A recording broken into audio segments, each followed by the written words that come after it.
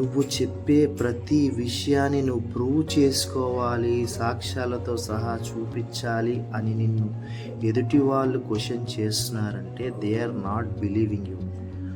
అక్కడ నీ ఫ్రెండ్షిప్ మీద నమ్మకం లేదు. Once they not believing you, you have to explain everything. ప్రతిసారి నువ్వు సంజాయిషి చెప్పుకోవాల్సి వస్తుంది. So that's not real friendship. ఇద్దరు మనుషులు కూర్చొని చక్కగా నవ్వుకుంటూ హెల్దీ డిస్కషన్స్ అవుతున్నాయంటే వాళ్ళిద్దరి ఆలోచన విధానం సరిగ్గా ఉన్నట్టు, వాళ్ళిద్దరి మధ్యలో ఫ్రెండ్షిప్ చాలా బాగున్నట్టు.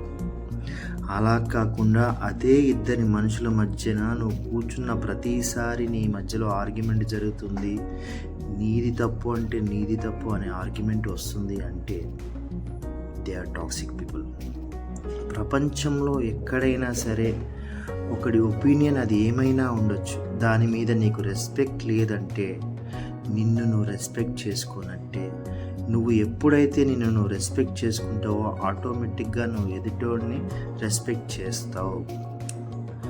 ఆ అండర్స్టాండింగ్ లేనప్పుడు ఎదుటోడు ఏది మాట్లాడినా నీకు తప్పులాగే వినిపిస్తుంది.